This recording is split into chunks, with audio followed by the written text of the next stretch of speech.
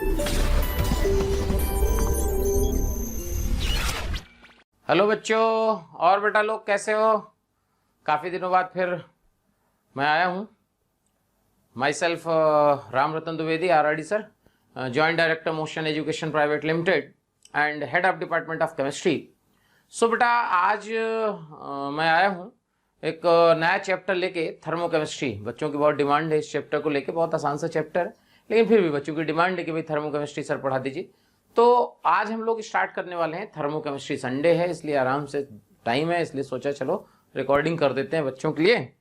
सो जो है बेटा, थर्मोकेमिस्ट्री एक बहुत आसान सा चैप्टर है और क्वेश्चन इससे आ जाता है, ठीक है। मेंस में भी आता है, एडवांस में भी आता है। अच्छा, बात कहना चाहूंगा कि जो थर्मोडायनेमिक्स में हमने एंथैल्पी पढ़ी थी, याद करो एंथैल्पी, तो इस चैप्टर में, पूरे चैप्टर में केवल हमारे को एंथैल्पी पढ़ना है, ठीक है। बट वहां पे हम लोगों ने enthalpy of a particular gas, expansion, compression सब पढ़ा था। यहां पे जो एंथैल्पी पढ़ना है वो पढ़ना है enthalpy of a chemical reaction. So सबसे पहला हेडिंग जो पढ़ेगा इसमें वो एंथैल्पी ही पढ़ेगा, क्योंकि पढ़ना ही एंथैल्पी है। सो एंथैल्पी क्या होता है? H से डिनोट करते हैं इसको, ठीक है। एंथैल्पी को हम लोग H से डिनोट करते हैं। आपको थर्मोडायनेमिक्स में बताया गया होगा कि जो H का वैल्यू होता है ये होता है बेटा U प्लस PV, ओके। ये जो H है ऐसे डिफाइंड होती है, ठीक है। एक तो बात ये समझ में आई कि तो यहां से इस H, देखो H जो है एंथैल्पी, प्योर एंथैल्पी आप नहीं निकाल सकते। हम लोग हमेशा बात करते हैं चेंज इन एंथैल्पी की, यानी बात करते हैं डेल H की। सो अगर अपन डेल H की बात करें तो डेल H क्या होता है? Del U plus del of PV। देखिए, क्लियर है बेटा? एक तो बात ये समझ में आई। दूसरी बात ये है कि देखो, जैसे डेल ऑफ PV अपन ने लिख दिया फॉर आइडियल गैस, समझिएगा, for ideal gas, for ideal gas PV equal to nRT होता है, आपको पता ही है। सो बेटा डेल H का value del U plus del, यहां लिख देंगे nRT। चेक करें तो यहां से डेल H का वैल्यू डेल U प्लस, देखो अब खास बात, अगर हम किसी पर्टिकुलर रिएक्शन की बात करते हैं, केमिकल रिएक्शन की, तो कोई भी केमिकल रिएक्शन होती है वो होती है कांस्टेंट टेम्परेचर पे। किस पे होती है बेटा? कांस्टेंट टेम्परेचर पे, यानी यहां टेम्परेचर कांस्टेंट है। अगर टेम्परेचर कांस्टेंट है तो इसका मतलब ये हुआ कि केमिकल रिएक्शन में क्या चेंज होता है? तो केमिकल रिएक्शन में चेंज होते हैं नंबर ऑफ मोल्स। तो नंबर ऑफ मोल्स चेंज होंगे तो यहां जो है n का डेल्टा एंड डेल NgRT, ये केमिकल रिएक्शन के लिए फॉर्मूला है जहां पे नंबर ऑफ मोल्स चेंज होते हैं। देख लीजिए, क्लियर है बेटा? ये अपन ने थर्मोडायनेमिक्स में बात की थी इसकी ना। अच्छा, यहां पे जो है इस डेल H को एंथैल्पी तो बोलते हैं ये, साथ ही साथ इसको हम लोग बोलते हैं heat of reaction at constant pressure, ध्यान रखिएगा। और यहां पे चेंज इन इंटरनल एनर्जी के साथ ही इसको बोलते हैं heat of reaction at constant volume. ध्यान रखिएगा, कभी जरूरत पड़ जाए तो ठीक है। Heat of reaction at constant pressure and heat of reaction at constant volume, ये बात आपको समझ में आ गई होगी, ठीक है। अब अगर हम इसके आगे की बात करें कि भाई ये फॉर्मूला आ गया del H equal to del U plus del NgRT, यहां से हम लोगों ने फॉर्मूला डिराइव किया। अब एग्जैक्टली में क्या होता है कि देखो, अगर आप ये देखोगे कि यहां अगर आपको ये फॉर्मूला याद हो कि फॉर पर्टिकुलर गैस, ये अपन ने थर्मोडायनेमिक्स में पढ़ा था, for particular gas del H equal to NCP delta T, ideal gas की बात हो रही है, clear? Del H equal to NCP delta T। ऐसा क्यों हुआ था? क्योंकि अगर पर्टिकुलर गैस की बात करेंगे तो फिर जो नंबर ऑफ मोल्स है वो फिक्स्ड रहेगा और टेम्परेचर चेंज होगा, clear? So for chemical reaction हमने पढ़ा, for chemical reaction del H equal to del U plus del NgRT, ये हमने ये पढ़ा, ये बात समझ में आई कि del H equal to del U और del N G R T, del U को अपन चेंज इन इंटरनल एनर्जी या फिर अपन क्या कहेंगे heat of reaction at constant volume. Clear बेटा। डेल एन जी अपन ने क्या होता है ये थर्मोडायनेमिक्स में बहुत डिटेल में पढ़ा था। ठीक है, अब इसके आगे अगर अपन बात करें कुछ इंपॉर्टेंट पॉइंट, देखिए पहला point, enthalpy is a function of temperature. ये देखिए enthalpy is a function of temperature. एक तो बात समझ में आई। दूसरी बात, एक बात और ध्यान रखिएगा कि तुमसे कहा जाए क्या एंथैल्पी प्रेशर का फंक्शन होती है, वॉल्यूम का फंक्शन होती है? बिल्कुल हो सकती है अगर रियल गैस है तो। अगर आइडियल गैस है, for ideal gas enthalpy is a function of temperature only. ठीक है, ये आ गया। दूसरा, अगर मान लीजिए ए से बी है, ठीक है बेटा, और इसमें लिखता है कि x kilo joule energy release होती है। देखिए x किलो जूल एनर्जी क्या हुई है? रिलीज हुई है। तो फिर इसका डेल एच हो जाएगा -x किलो जूल और ये होगी एक्सोथर्मिक रिएक्शन। ध्यान रखिएगा, कभी क्वेश्चन में बोला जाए कि हीट रिलीज हो रही है, रिलीज का मतलब हो गया कि उसका डेल एच क्या होगा? निगेटिव। ध्यान रखिएगा हीट का टर्म, जैसे x kilo joule heat release हुई तो डेल एच -x होगा। क्लियर बेटा। कभी कभी क्या होता है कि अपने फॉर्मूले में तो हमें डेल एच की जरूरत होती है और क्वेश्चन में लिखा होता है हीट रिलीज्ड, तो हम क्या करते हैं, जो हीट रिलीज है वही पुट कर देते हैं और उसको रखने से गलत हो जाता है। थर्ड पॉइंट, अगर अपन रिएक्शन को रिवर्स कर दें तो ये B से A हो जाएगा। ठीक है बेटा, और यहां पे x किलो जूल ऐड हो जाएगा। देखो तो फिर डेल एच का वैल्यू हो जाएगा x किलो जूल और ये हो जाएगी एंडोथर्मिक रिएक्शन। चेक करो बेटा, ये हो गई एंडोथर्मिक रिएक्शन। करना क्या है? सिंपल, क्या करना है आपको, जो हीट है ना उसको हमेशा प्रोडक्ट में ले जाना है। प्रोडक्ट में ले जाने के बाद क्या होगा, अगर प्लस साइन है प्रोडक्ट में तो डेल एच माइनस हो जाएगा, माइनस है तो प्लस हो जाएगा। यानी हीट और एंथैल्पी के जो एंथैल्पी चेंज आएगा साइन अपोजिट है बेटा। और जिसमें भी रिएक्शन में, जिन रिएक्शन में हीट का एक्सचेंज होता है उसे हम थर्मोकेमिकल रिएक्शन कहते हैं। ठीक है, अगला पॉइंट है इसका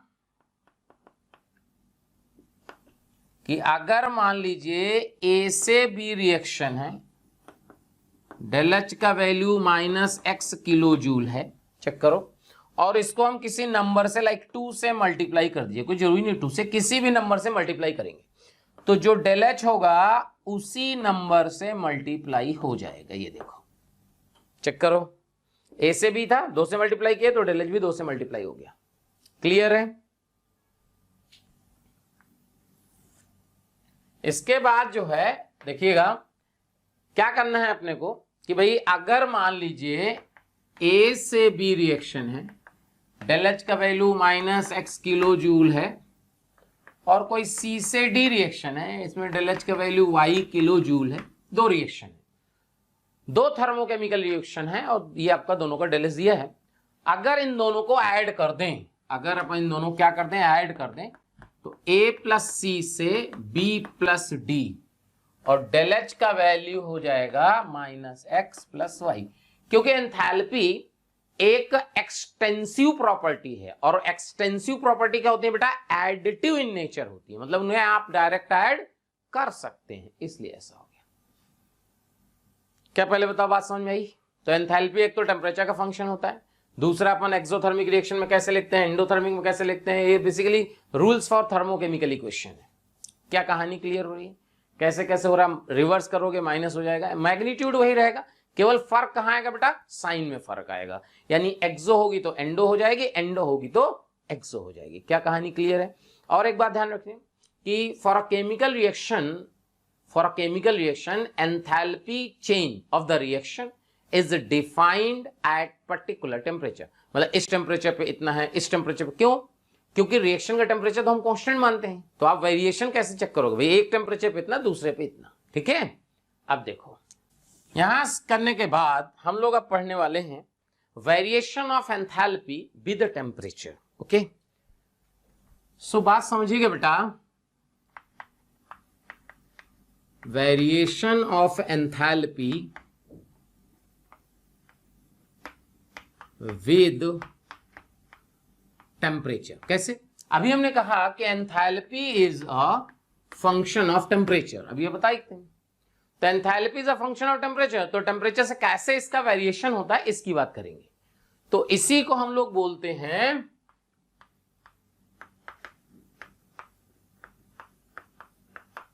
किरचॉफ्स इक्वेशन, ठीक है बेटा, किरचॉफ्स इक्वेशंस, किरचॉफ्स लॉ, ठीक है, अलग अलग बुकों में लिखा हुआ है। तो होता क्या है, देखिए मान लीजिए ए से बी कोई रिएक्शन है, ठीक है बेटा, ए से बी कोई रिएक्शन है और इसका जो है डेल H1 ये है enthalpy change, enthalpy change at temperature T1, ठीक है बेटा, और डेल H2 आपको दिया है enthalpy change at temperature T2।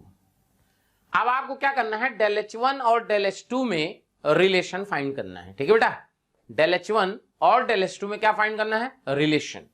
तो बात जरा समझिए, देखो आपको पता है कि DH का वैल्यू जो होता है वो होता है NCP dt, क्या समझ में आता है, ये तो अपने पहले पढ़ा था, आइडियल गैस की बात हो रही है बेटा, केवल आइडियल गैस ना। अब आपको डेल H लाना है तो आप क्या करो, दोनों साइड इसमें क्या कर दो, चेंज ले लो, दोनों साइड। अच्छा अगर अपन डेल H1 डेल H की बात कर रहे हैं, एन का वैल्यू अपन क्या पुट कर देते हैं बेटा 1, मोलर की बात करते हैं, मोलर मतलब 1 मोल का, तो DH का वैल्यू आ जाएगा CP dt। अब आप क्या करो, क्योंकि dt तो अलग अलग है भाई टेम्परेचर, और यहां CP चेंज हो रहा, CP किसका, रिएक्शन में CP कैसे करोगे, रिएक्शन है ना बेटा, रिएक्शन में एक CP अगर 1 का होता तो हम निकाल लेते, तो उसका तरीका क्या है कि इसमें दोनों साइड आप चेंज ले लो, चेंज कैसे लोगे, D of del H equal to del CP dt, ये देखो चेक करो, और इसको इंटीग्रेट कर दो, कैसे, यहां T1 से लेके T2 तक और यहां डेल H1 से लेके डेल H2 तक, तो D ऑफ डेल H अगर आप देखोगे तो D ऑफ डेल H तो डेल H आ जाएगा, यानी कि यहां से आ जाएगा del H2 minus del H1, upper limit minus lower limit. अच्छा डेल्टा CP को हम कांस्टेंट मानेंगे और यहां से आ जाएगा T2 माइनस T1, चेक करो बेटा, तो यहां से delta H2 minus delta H1 by T2 minus T1 equal to आ जाएगा डेल्टा CP, चेक करो।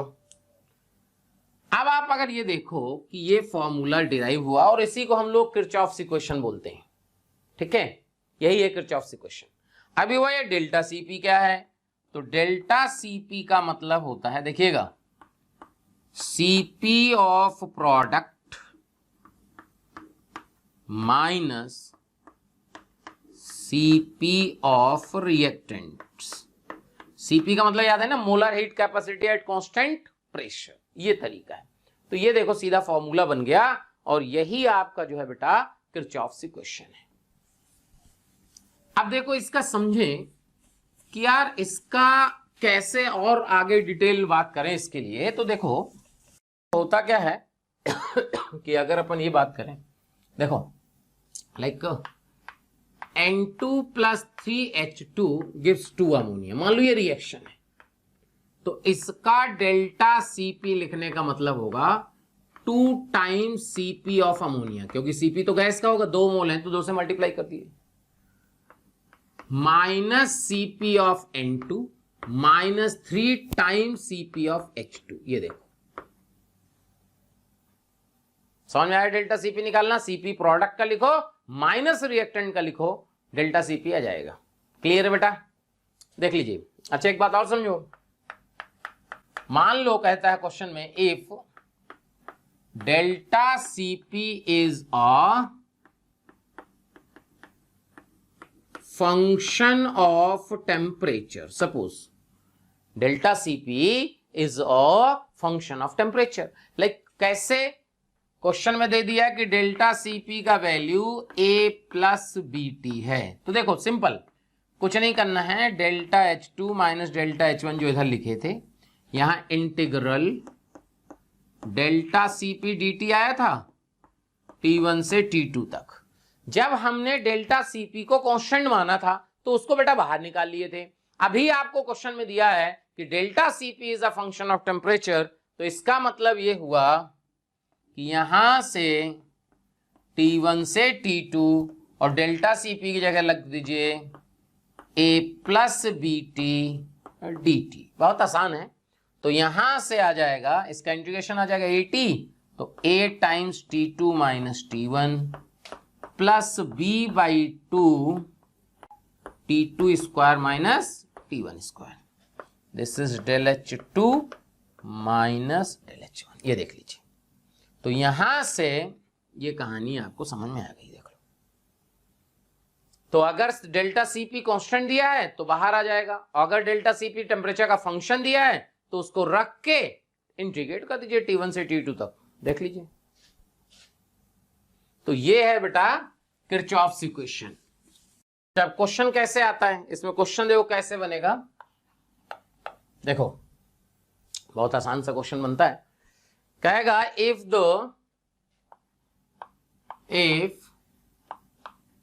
The heat of fusion of water at 0 degree centigrade is x kilojoule per mole. Okay, ठीक है, x kilojoule per mole. Then find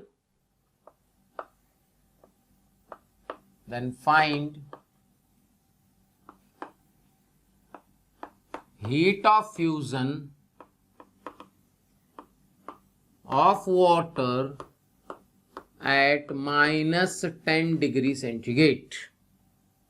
ठीक है, minus 10 degree centigrade. अच्छा, given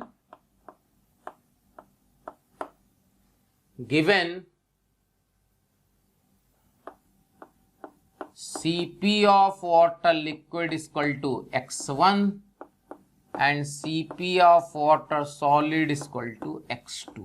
ऐसे question होता है। अभी क्वेश्चन जो आएगा उसमें x1 x2 की जगह कोई वैल्यू दे देगा, अपन ने तो रख दिया। अब देखो ध्यान से सुनो। अब इसका अगर अपन बात करें कि ये कैसे सॉल्व होगा, तो होता क्या है कि जैसे आपको लिखा है हीट ऑफ फ्यूजन, तो हीट ऑफ फ्यूजन का मतलब समझ में आना चाहिए कि हीट ऑफ फ्यूजन क्या है। तो हीट ऑफ फ्यूजन का मतलब होता है वाटर सॉलिड से वाटर लिक्विड का जाना, ये होता है बेटा फ्यूजन। तो सीधा फॉर्मूला क्या होगा कि del H2 minus del H1 by T2 minus T1 equal to delta Cp। Clear है बेटा? अच्छा, डेल्टा Cp का वैल्यू क्या लिखिएगा? ये लिखिएगा Cp of water liquid minus Cp of water solid. ये देखिए, वाटर लिक्विड का x1 दिया है, सॉलिड का x2 दिया है, तो ये वैल्यू आ जाएगी x1 माइनस x2। क्लियर है बेटा? देख लो।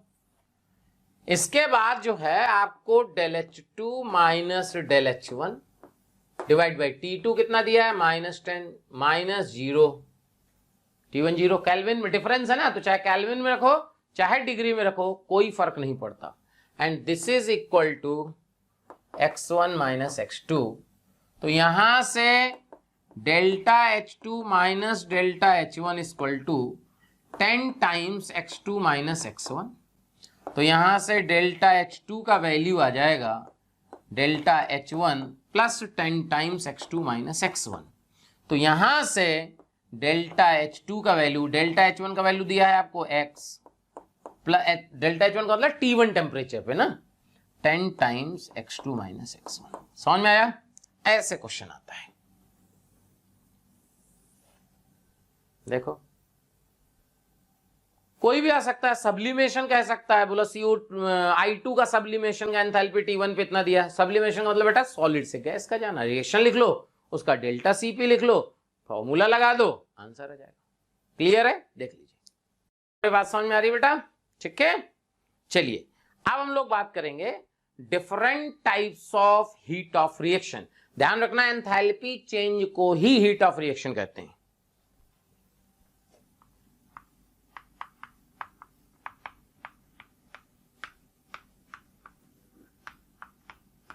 Different types of heat of reaction.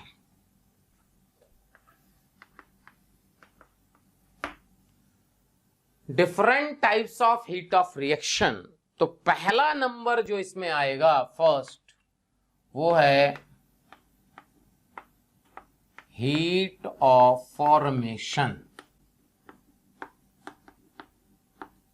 Heat of formation, बात जरा समझिएगा। हीट ऑफ फॉर्मेशन, इसी को एंथैल्पी ऑफ फॉर्मेशन भी लिखा होता है। हीट ऑफ फॉर्मेशन मतलब एंथैल्पी चेंज, ठीक है।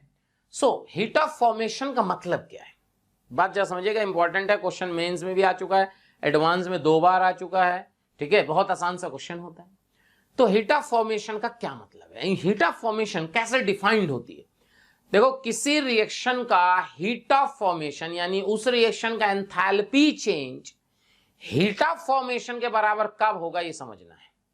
तो सबसे इंपॉर्टेंट पार्ट समझिएगा, अगर आपको किसी की रिएक्शन का enthalpy change heat of formation के बराबर करना है, तो सबसे पहला पॉइंट है बनने वाला 1 मोल बने, यानी प्रोडक्ट 1 मोल बनना चाहिए।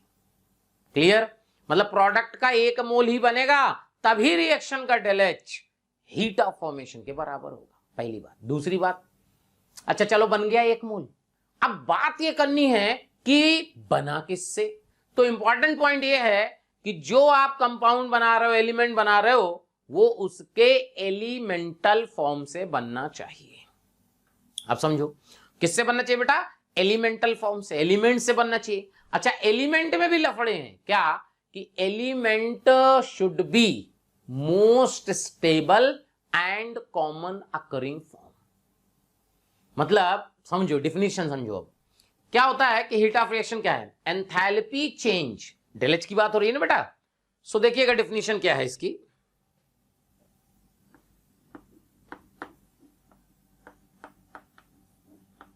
एंथैल्पी चेंज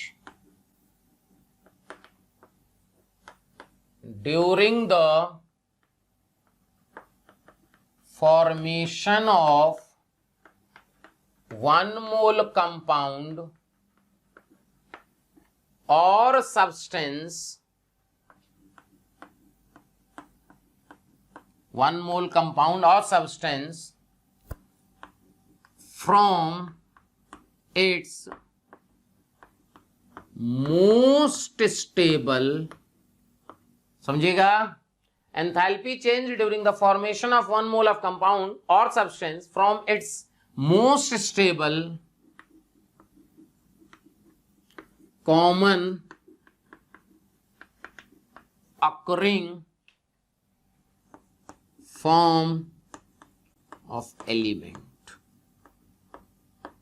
चेक करो, बहुत इंपॉर्टेंट पॉइंट है। Enthalpy change during the formation of 1 mole compound or substance from its most stable common occurring form, most stable common occurring form of element। most stable common occurring form, 2 term है, एक है most stable, दूसरा है common occurring। अब ये हुआ क्या, most stable common occurring. Common occurring, most stable की बात तो सबको समझ में आती है, बट अगर अपन बात करें कॉमन अकरिंग की, कॉमन अकरिंग का मतलब होता है कि नेचर में एबंडेंस ज्यादा होनी चाहिए, यानी नेचर में मिलना चाहिए। मान लीजिए कि कोई एलिमेंट है बहुत स्टेबल है। थैंक यू स्टूडेंट्स, इतना स्नेह और प्यार देने के लिए। आप लोगों ने मेरे को और मोशन परिवार को जो प्यार दिया है, जो स्नेह दिया है, मैं उसके लिए धन्यवाद कहता हूं। हजारों बच्चे हमारे वीडियो लेक्चर देख के लाभान्वित हो रहे हैं। बेटा आप सभी बच्चों से रिक्वेस्ट है कि डिस्क्रिप्शन बॉक्स में जाइए और लिंक को क्लिक करिए और फ्री में अपना रजिस्ट्रेशन मोशन में सुनिश्चित करें। साथ ही साथ जिन बच्चों को डाउट सॉल्विंग और स्टडी मटेरियल की भी सुविधा चाहिए, वो लिंक पे जाएं और क्लिक करें और प्रीमियम कोर्स के लिए अप्लाई कर सकते हैं बेटा। लेकिन मिलता नहीं है तो भाई ऐसी स्टेबिलिटी का क्या करिएगा, या फिर मिलता है तो बहुत कॉस्टली है। तो होता क्या है कि जब कोई भी रिएक्शन कराई जाती है, तो reaction should be economically feasible.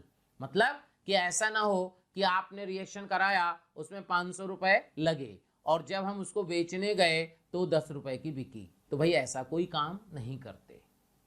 समझ में आया भाई? सीधी सी बात है यार, इकोनॉमिकली फिजिबल नहीं होगी तो प्रोसेस होगा कैसे? जब तक ये सब प्रोसेस जो इस तरह के होते हैं जो इकोनॉमिकली फिजिबल नहीं होते, ये गवर्नमेंट के प्रोसेस हो सकते हैं, प्राइवेट सेक्टर में नहीं होते, कि गवर्नमेंट को तो पता नहीं चलता कहाँ नुकसान हो रहा है, चलने दो, जब पता चलेगा तो बंद करा देंगे। बट प्राइवेट सेक्टर में इकोनॉमिकली फिजिबल का रोल बहुत है। क्या भाई बात समझ में आ रही है बेटा? तो अब ये समझो कि भाई इसका मतलब क्या है। देखिएगा, जैसे मान लीजिए आपको वाटर बनाना है। क्या बनाना है? वाटर।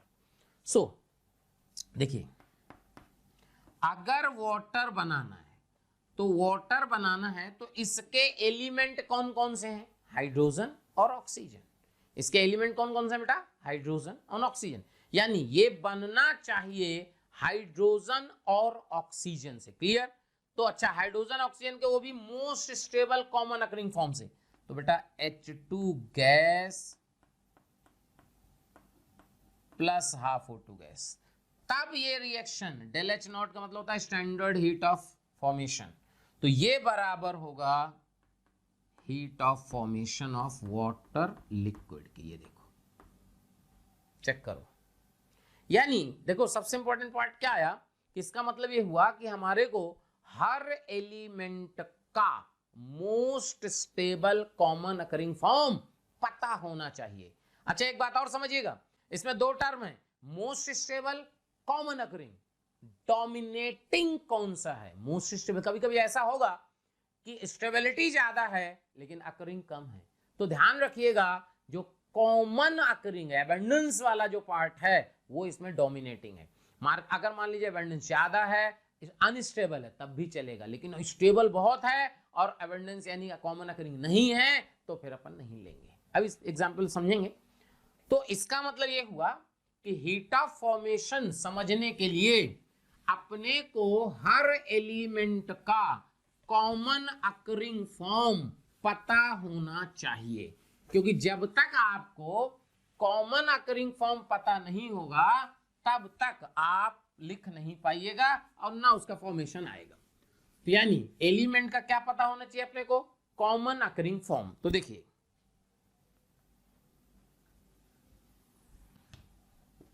यहां लिखते हैं element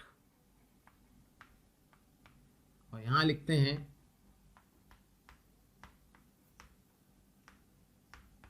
most stable and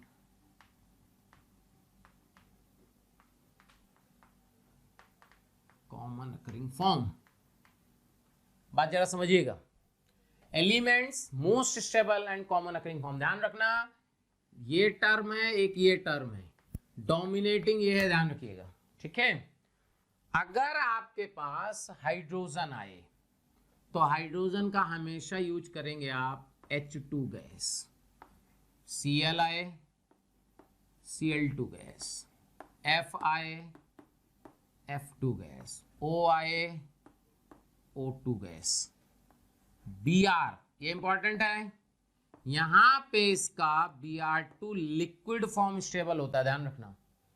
bromine का भी लेना है तो Br2 गैस नहीं लेंगे बेटा, Br2 लिक्विड फॉर्म लेंगे। इसके बाद अगर आपका I आए तो ध्यान रखिएगा I2 सॉलिड लेंगे। फॉस्फोरस आए तो यहां पे P व्हाइट लेंगे।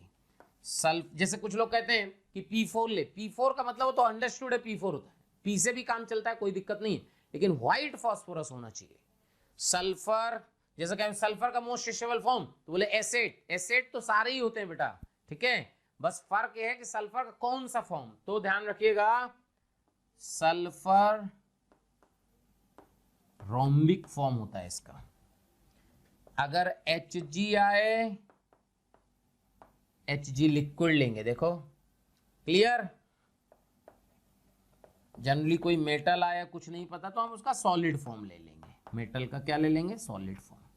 देखिए क्लियर। अच्छा, जैसे अपन ने देखा कि फास्फोरस में हमने क्या लिया, पी व्हाइट लिया, लेकिन अगर अपन ये बात करें, देखिएगा जैसे P white, P red, P black, ये देखिए P white, P red, P black, इनका जो स्टेबिलिटी ऑर्डर है, इनका जो स्टेबिलिटी ऑर्डर है वो पी ब्लैक सबसे ज्यादा, then P red, then P white. ये देखो, ये देखो सबसे ज्यादा है ब्लैक फास्फोरस, फिर रेड फास्फोरस, फिर व्हाइट फास्फोरस। क्या भाई कहानी क्लियर हो रही है? देख लीजिए, ये इनका जो है स्टेबिलिटी ऑर्डर है। क्लियर है बेटा? तो यहां पे जैसे मान लीजिए कि आपको H3PO4 बनाना है, देखिएगा बेटा H3PO4, और हम चाहते हैं कि जो इस रिएक्शन का डेल एच हो वो heat of formation of H3PO4 के बराबर हो। तो देखिए कैसे बनाइएगा, 3/2 H2 gas plus P white plus 2O2 gas. ये देखो, तब इस रिएक्शन का जो डेल एच नोट होगा वो heat of formation of H3PO4 के बराबर होगा। देखिए क्लियर? एक तो बात ही समझ में आई। दूसरी बात, एक और रूल है इसमें,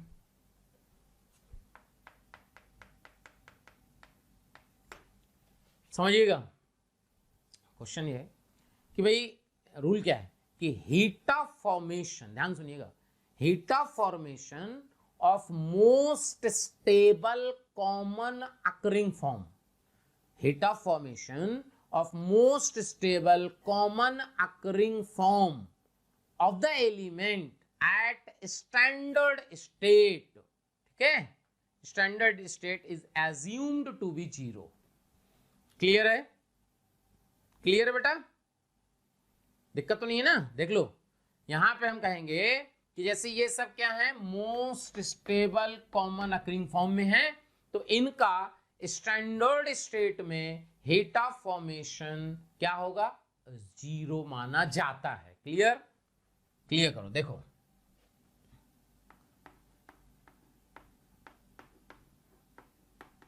heat of formation of most stable common occurring form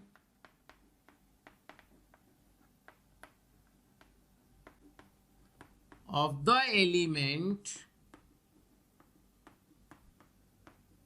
at standard state will be 0। ये देखो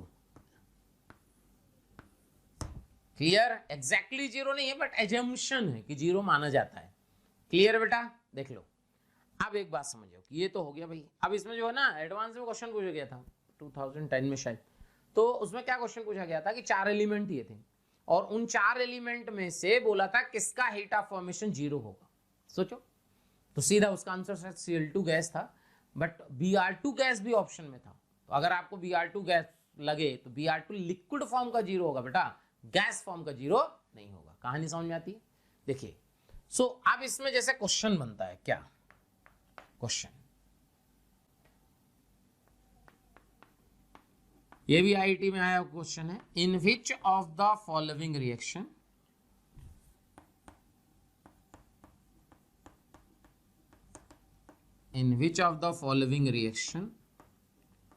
delta H0 equal to,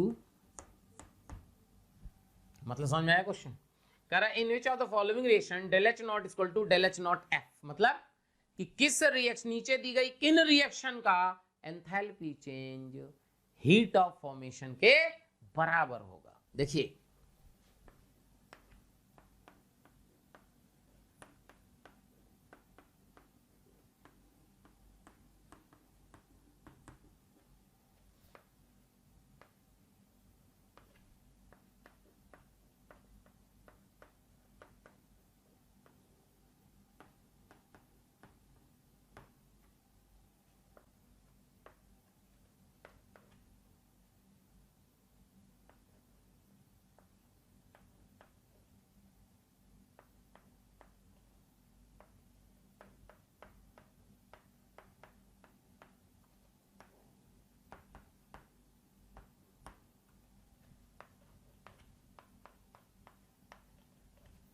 check करें, मोर देन वन क्वेश्चन है, सिंगल चॉइस नहीं है। क्वेश्चन थोड़ा सा अच्छा बनाना है, इसको गलत करवाना है मान लो, तो इसका अपन ने कहा कि भाई मोर देन वन क्वेश्चन है। अब इसका समझो, क्वेश्चन की भाषा समझो क्या है। कह रहा है इन तीन रिएक्शन है, तीन, चौथा तो नन ऑफ दिस है, तीन रिएक्शन में किसका डेल एच नॉट एफ के बराबर होगा, ये आपको बताना है। देखते ही जो आपका आंसर आए कमेंट बॉक्स में जरूर लिखना कि सर मेरा ये आंसर आया, जरूर, कसम खुदा की, ठीक है, लिखना जरूर, तब समझ में आएगा भाई तुमने क्या सीखा।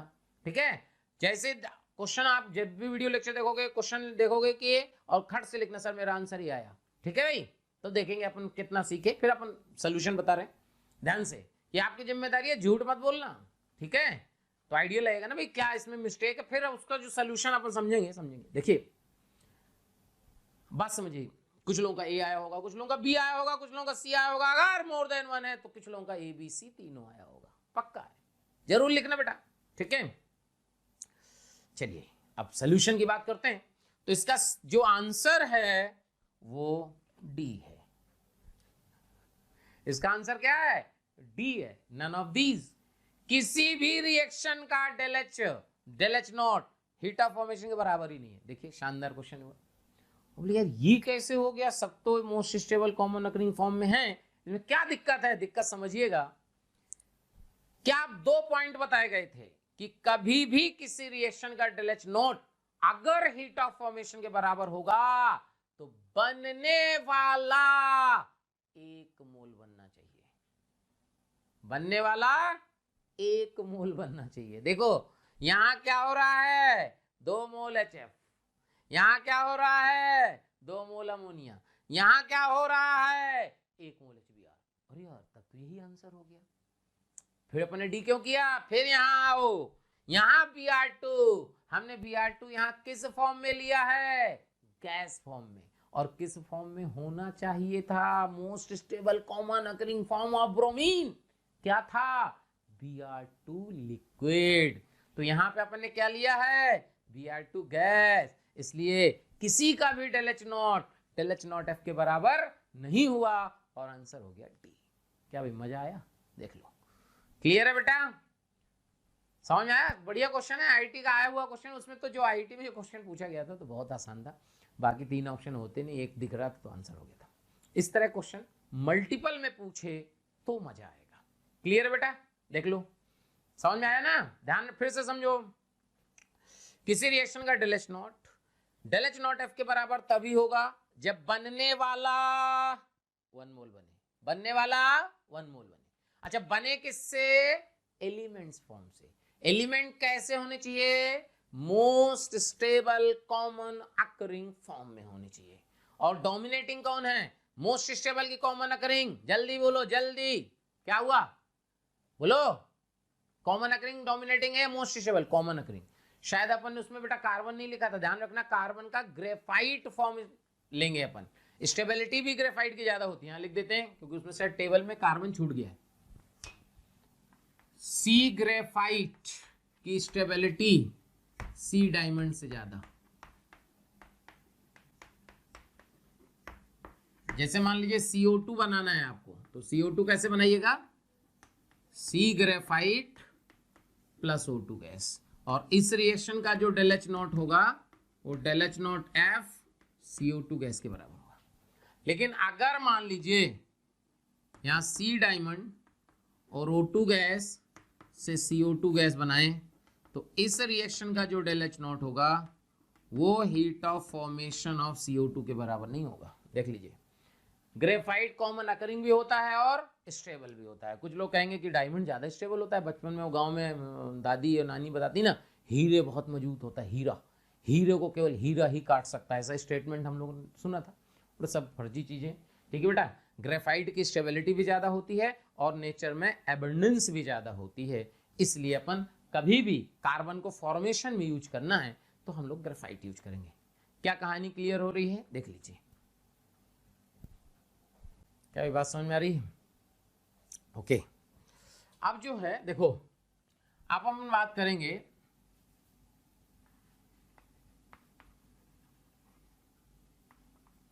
एंथैल्पी चेंज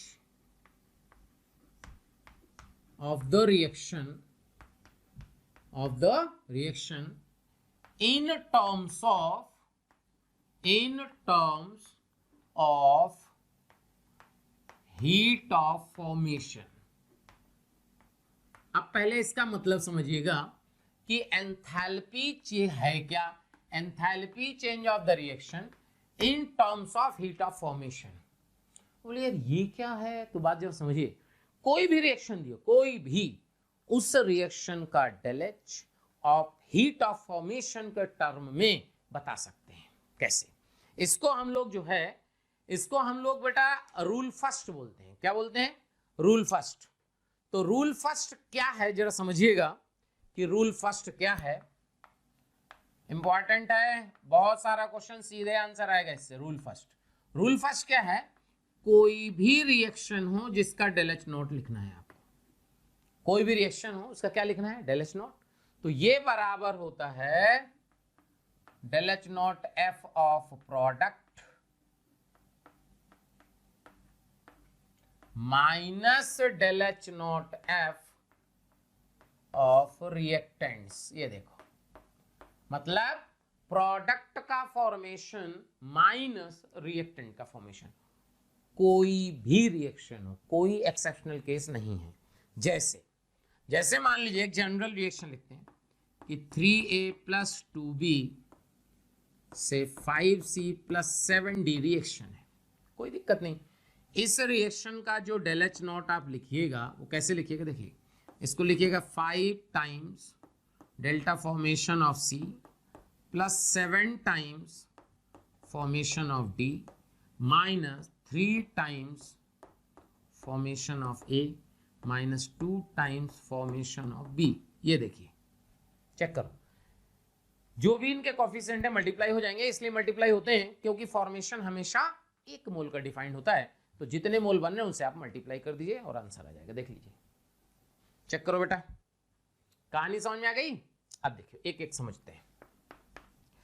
मान लीजिए हमने कहा कि CO2 गैस बनाए। कैसे बनाए? सी ग्रेफाइट प्लस O2 गैस। ठीक है, सी ग्रेफाइट प्लस O2 गैस से अपन ने बनाया। अब इस रिएक्शन का जो डेल एच नॉट है, अभी थोड़ी देर पहले बताया गया था कि यार ये जो है बराबर होगा फॉर्मेशन ऑफ CO2 गैस की। बोले यार ये फॉर्मेशन कैसे हो गया? इसमें रूल फर्स्ट लगाते हैं। क्या लगाते हैं? Rule first. तो अगर इस रिएक्शन का डेल्टा एच नॉट लिखा जाए तो क्या रूल फर्स्ट है बेटा? प्रोडक्ट का फॉर्मेशन माइनस रिएक्टेंट का फॉर्मेशन। तो प्रोडक्ट का फॉर्मेशन ये देखिए, minus heat of formation of C graphite minus heat of formation of O2। देखो, क्या ये most stable common occurring form वाले हैं? इसका मतलब ये 0 हो गया, ये 0 हो गया। तो क्या इस रिएक्शन का जो डेल एच नॉट है वो heat of formation of CO2 के बराबर आया? चेक करो बेटा। तो क्यों फॉर्मेशन आ जाता है, समझ में आया? क्योंकि जो रिएक्टेंट हैं उनका हीट ऑफ फॉर्मेशन 0 हो जाता है, इसलिए most stable common occurring form से बनाते हैं। तो जो उस रिएक्शन का एंथैल्पी चेंज आता है वो सीधे फॉर्मेशन के बराबर आता है। क्या कहानी क्लियर है? देख लीजिए, कोई डाउट हो तो बोल देना अभी, पक्का? देख लो बेटा। सो हीट ऑफ फॉर्मेशन पढ़ने के बाद हम लोग आप पढ़ेंगे हीट ऑफ कंबशन। कंबशन आपको पता ही है, जलाना। और जलाने से क्या होता है, हीट निकलती है। तो जनरली जो होता है, एक आध को छोड़ के, heat of combustion is exothermic process. अब ये हुआ कि कोई भी रिएक्शन हो, उस रिएक्शन का डेलेच हीट ऑफ कंबशन के बराबर कब होगा। समझ में आ रहा है? किसी भी रिएक्शन का डेलेच हीट ऑफ कंबशन के बराबर कब होगा। तो सिंपल समझना। क्या होता है कि कभी भी किसी रिएक्शन का अगर डेलेच हीट ऑफ कंबशन के बराबर होना है, तो कंडीशन क्या है कि जिसको आप कंबशन करा रहे हो, जिसको जला रहे हो, उसका 1 मोल होना चाहिए। क्या होना चाहिए? 1 मोल। दूसरा, कंप्लीट कंबशन होना चाहिए, पार्शियल कंबशन नहीं होना चाहिए। क्या होना चाहिए? Complete combustion. यानी इसका डिफिनीशन समझिए क्या होगा, enthalpy change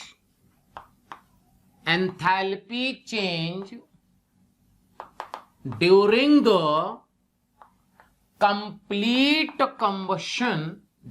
complete combustion of 1 mole compound or element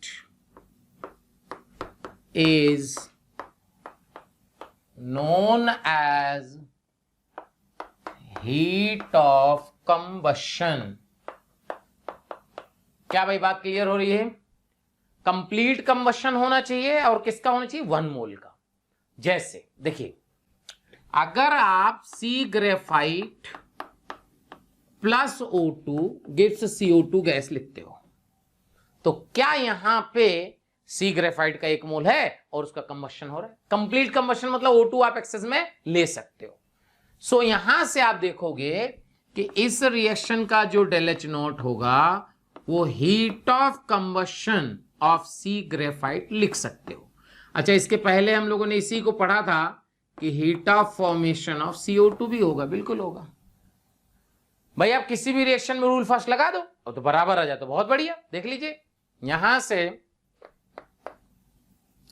अगर अपन ये कहें कि भाई C2H5OH प्लस O2, इससे आ जाएगा बेटा 2CO2 प्लस 3H2O।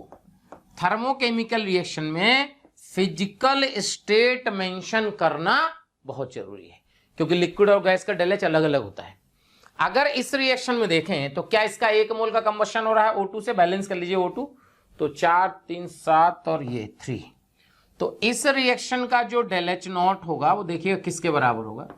ये बराबर होगा del H naught combustion of C2H5OH liquid. ये देखिए।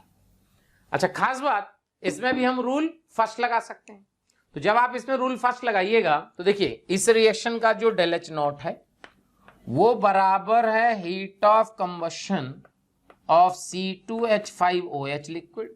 और अगर इसको रूल फर्स्ट से लिखें तो क्या लिखेंगे? देखो, 2 times heat of formation of CO2 plus 3 times heat of formation of water minus heat of formation of C2H5OH। अच्छा, इसका तो 0 हो जाएगा, तो इसको लिखने की जरूरत नहीं। देखिए होता क्या है एग्जाम में, क्वेश्चन क्या आता है, इस रिएक्शन का डेलएच दे देगा, इसका डेलएच दे देगा, ठीक है। हीट ऑफ कंबशन कार्बन का दे देगा, हीट ऑफ कंबशन आपको जो है H2 का दे देगा। तो जो heat of combustion of carbon है वो heat of formation of CO2 हो जाएगा, और जो heat of combustion of H2 है वो heat of formation of water हो जाएगा, और कहेगा कि इथाइल अल्कोहल का हीट ऑफ फॉर्मेशन निकालो। सीधे रूल फर्स्ट लगा दो, सबकी वैल्यू पुट कर दो, आंसर आ गया। कुछ नहीं होता, जोड़ घटाने वाला चैप्टर है, सीधा देख लो। रूल फर्स्ट बहुत इंपॉर्टेंट है। रूल फर्स्ट का मतलब समझ आता है ना, प्रोडक्ट का फॉर्मेशन माइनस रिएक्टेंट का फॉर्मेशन। देख लीजिए, तो ये जो है कोई भी रिएक्शन आप इससे कर सकते हैं। देखिए, अब जैसे मान लीजिए क्वेश्चन आया, ठीक है, कहता सी graphite plus O2 gives CO2, ठीक है। डेलएच का वैल्यू इसका दिया है -X, and C diamond plus O2 gives CO2, del H का वैल्यू दिया है -Y। क्लियर है भाई? और आपको बात करनी है कि भाई X और Y में जो है रिलेशन क्या होगा। तो सिलेक्ट द करेक्ट स्टेटमेंट आएगा भाई कि x greater than y, x less than y, x equal to y and d जो आएगा वो आएगा नन। चेक करो जल्दी से, फटाफट निकालो क्या आएगा। सो जो है यहां से क्या हुआ कि अपन ने क्या किया बेटा, ग्रेफाइट का कंबशन कराया, एक बार डायमंड का कंबशन कराया, कार्बन के आइसोटोप से। सो जब ग्रेफाइट का कंबशन कराया तो यहां से डेल एच आया -x। कितना आया? डेल एच का वैल्यू कितना आया? -x। तो जब यहां से आपने डायमंड का कंबशन कराया तो डेल एच का वैल्यू कितना आया? -y। तो आपको x और y में रिलेशन बताना है। ध्यान रखना है -x है, डेल एच का वैल्यू यहां -x है, और जब डायमंड का करा रहे हैं तो डेल एच का वैल्यू -y है। सो आपको रिलेशन बताना है कि ये क्या होगा। तो सिंपल है, लगाइए दिमाग, फिर कमेंट बॉक्स में जरूर लिखिएगा कि आपका क्या आंसर आया। ठीक है, क्लियर? और फिर सोल्यूशन समझते हैं कि भाई क्या आएगा, कैसे किया जाए, समझा जाए। सो जो है बात जरा समझिए कि भाई आपको ग्रेफाइट का कंबशन कराना है, एक बार डायमंड का कंबशन कराना है। माइनस का मतलब तो क्या हो रहा है? हीट इवॉल्व हो रही है। ठीक है, सो अगर अपने समझें कि एक्स, ध्यान रखना, फिर अगर जेई मेन के लिए इंपॉर्टेंट क्वेश्चन है। ठीक है, समझिए यार। देखो एक बात समझो, होता क्या है, जैसे एक एग्जांपल समझो। सपोज दो डेड बॉडी है, दो डेड बॉडी है। ठीक है, अच्छा डेड बॉडी में जो जलने वाला पार्ट है, मांस है जो, वो बराबर है, जलने वाला पार्ट बराबर है, और आपका पेट्रोल, मिट्टी का तेल, घी जो भी है वो सब बराबर है। बस डिफरेंस ये है कि एक की हड्डियां मजबूत हैं और एक की हड्डियां कमजोर हैं। तो आप ये बताओ कि जब अपन जलाएंगे तो ज्यादा हीट किस में निकलेगी? वीक जो हड्डियां हैं उनमें, या जो स्ट्रांग है, मतलब कमजोर और स्ट्रांग की बात करें, किस में निकलेंगे? सोचो, दिमाग लगाओ। प्यारे बच्चों, बहुत सारे बच्चों के कमेंट आ रहे हैं ना कि आप इस टॉपिक पे वीडियो बनाइए। तो मैं बच्चों आपको बताना चाहता हूं कि ऐसा हो सकता है कि वो वीडियो ऑलरेडी चैनल में पड़ा हो। उसके लिए आपको करना क्या है कि मोशन के चैनल को सब्सक्राइब करना है और बेल आइकन को हिट करना है, जिससे आपके कोई भी नोटिफिकेशन मिस ना हो। हम कोशिश करेंगे कि आपकी जो डिमांड है मोशन परिवार पूरी करे। लग रहा तो समझ नहीं आ रहा क्या है, कोई बात नहीं, छोड़ो छोड़ो, दूसरा एग्जाम्पल पकड़ते हैं। लकड़ी लाते हैं, क्या लाते हैं? लकड़ी। ठीक है, सो एक गीली लकड़ी है, वेट है, और एक ड्राई है। ठीक है, हीट दोनों में कैरोसिन डाल दिए, बताओ किस में हीट ज्यादा निकलेगी, ड्राई में या वेट में? सोचो, ऑब्वियसली ड्राई में निकलेगी। क्यों? क्योंकि वेट जो है ना, उसको जो मॉइस्चर है उसको सुखाने में एनर्जी कुछ खाएगा। तो इसी तरह जैसे डेड बॉडी की बात कर रहे थे, तो अगर किसी की हड्डियां मजबूत हैं और कमजोर हैं, तो जिसकी हड्डियां, भाई हड्डियां क्या होता है, टूटेंगी तभी तो आगे चलेगा। तो क्या होता है, जिसकी हड्डियां मजबूत हैं तो हीट क्या करता है, खा जाता है, कुछ खाता है तो रिलीज कम करता है। सिंपल सा कॉन्सेप्ट। अगर हम यहां कहें ग्रेफाइट और डायमंड में स्टेबल कौन है, ग्रेफाइट और डायमंड में स्टेबल कौन है, जल्दी बताओ, ग्रेफाइट और डायमंड में कौन ज्यादा स्टेबल है? तो हम कहेंगे कौन कौन, जल्दी बोलो, कौन ज्यादा स्टेबल है? ग्रेफाइट ज्यादा स्टेबल है। अगर ग्रेफाइट ज्यादा स्टेबल है, इसका मतलब यह हुआ कि इस ग्रेफाइट ने अपनी स्टेबिलिटी को ब्रेक करने के लिए कुछ अमाउंट ऑफ एनर्जी खाया होगा, यानी कि एब्जॉर्ब किया होगा। तो क्या जितना रिलीज करना चाहिए उससे कम रिलीज होगी, यानी y का वैल्यू x से बड़ा होगा। आंसर भी आएगा। ठीक, अब कुछ लोगों को होगा कि यार कुछ कम समझ में आया, कोई बात नहीं। आप एक काम करो, इस तरह क्वेश्चन का दूसरा मेथड क्या है, किसी को रिवर्स करके ऐड कर दो, चाहे फर्स्ट को रिवर्स करो सेकंड में ऐड करो, सेकंड को रिवर्स करो फर्स्ट में ऐड करो, जैसी आपकी मर्जी। हमने कहा हम तो भैया फर्स्ट को क्या सेकंड को रिवर्स करके फर्स्ट में ऐड कर देते हैं। तो क्या मिल जाएगा, देखो सी ग्रेफाइट से सी डायमंड, ये रिएक्शन हो जाएगी। चेक करो, सेकंड को रिवर्स करके, सेकंड को रिवर्स किया तो इसका डेल एच -y था तो +y हो जाएगा। तो इसका जो डेल एच हो जाएगा वो हो जाएगा -x + y। चेक कर लो, -x + y। क्या भाई बात समझ में आ रही है? क्लियर? तो अब यहां से बात समझो कि जब डेल एच का वैल्यू -x + y आ गया, अब देखो ग्रेफाइट डायमंड स्टेबल कौन है? स्टेबल कौन है? ग्रेफाइट।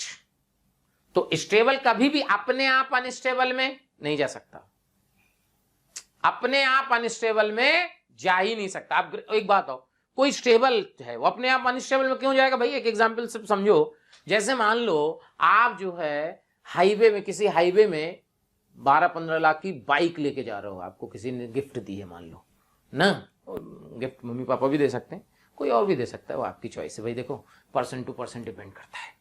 सो क्या हुआ कि आपको गिफ्ट मिली, बाइक, हाईवे में जा रहे हैं, 4 बात यूपी की थी, ठीक है, यूपी बिहार, तो जो है आपको 4 लोगों ने रोक लिया, रोको बाइक दो। अब आप क्या करोगे? क्या आप अपनी बाइक दे दोगे? कुछ लोगों को मानना होगा ऐसे कैसे दे देंगे, जो यूपी बिहार वाले अपने भाई लोग होंगे वो करेंगे अरे ऐसे कैसे दे देंगे, कनपटिया देंगे। एक्चुअली में ऐसे आपसे अगर कोई मांगेगा कि आप बाइक दो तो नहीं देगा, नहीं दोगे, नहीं मतलब ही नहीं, क्यों दोगे भैया यार, 12-15 लाख की बाइक कोई देता है क्या? लेकिन अगर उन्होंने अस्त्र शस्त्र निकाल लिए, अस्त्र शस्त्र समझते हैं ना, ठीक है, अगर उन्होंने निकाल लिए कि तो बताओ अब क्या करोगे? तो अब क्या करना है? दे के आगे बढ़ो, जान है तो जान है भैया, मार वार दिए तो क्या फायदा? इसका मतलब क्या हुआ कि आपसे आप देना नहीं चाह रहे, यानी कि स्टेबल जो है वो अनस्टेबल में नहीं जाना चाहता, लेकिन due to some type of energy, clear, आपको देना पड़ती है। तो यानी कि ग्रेफाइट स्टेबल है, डायमंड में जाना नहीं चाहता, लेकिन अगर ग्रेफाइट को हीट दे दो तो क्या वो डायमंड में कन्वर्ट हो जाएगा? बिल्कुल कन्वर्ट हो जाएगा। क्यों? क्योंकि हीट दे के तो आप कुछ भी काम करा सकते हो भाई, ठीक है। तो यानी कि जब आप इसको हीट दोगे, यानी क्या ये एंडोथर्मिक प्रोसेस होगा? अगर एंडोथर्मिक प्रोसेस होगा तो क्या ये ग्रेटर देन 0 आएगा? और अगर ये ग्रेटर देन 0 आया तो y ग्रेटर देन x आएगा। चेक कर लो, क्लियर है बेटा? समझ में आया क्या भाई? बात समझ में आ रही है ना? अब देखो इसी से मिलता जुलता क्वेश्चन और अगर अपन करें, देखो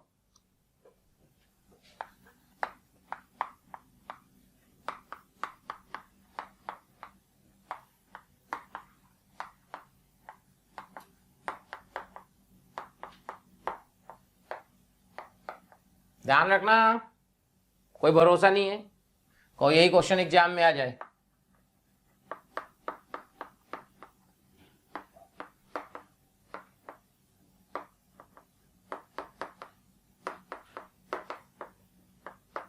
ठीक है बेटा, ऑप्शन वही है, select the correct statement, x equal to वाई, x लेस देन वाई, x ग्रेटर देन वाई, डी नन।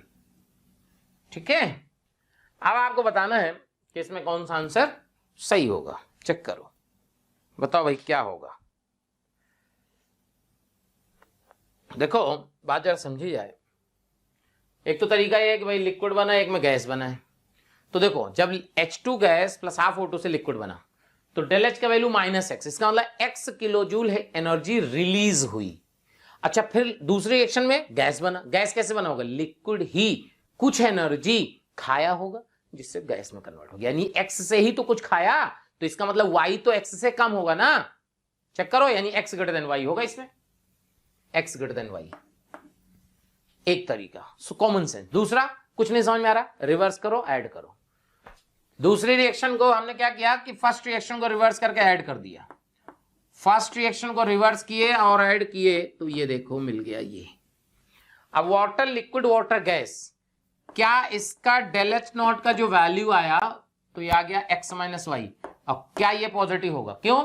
लिक्विड जब गैस में जाता है तो एनर्जी एब्जॉर्ब करता है, एंडोथर्मिक होता है, तो क्या यहां से x ग्रेटर देन वाई है? चेक करो,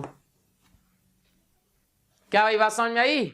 देख लीजिए एक और ध्यान से, जैसे P white plus 3/2H2 plus 2O2 gives H3PO4 liquid.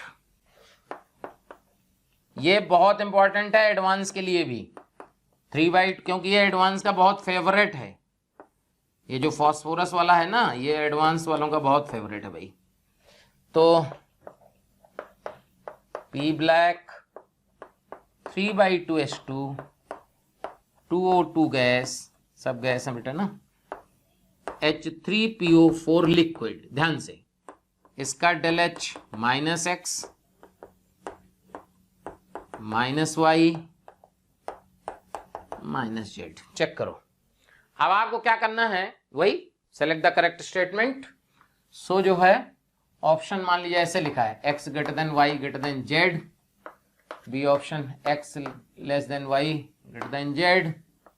सी ऑप्शन देखोगे कि भाई z greater than y greater than x. और इसके बाद डी ऑप्शन देखोगे तो यहां से आप लिख दीजिए x greater than y less than z, कुछ इस तरह लिख दीजिए। ये आ गए आपके। अब आपको इसमें आपको बताना है कौन सा सही है।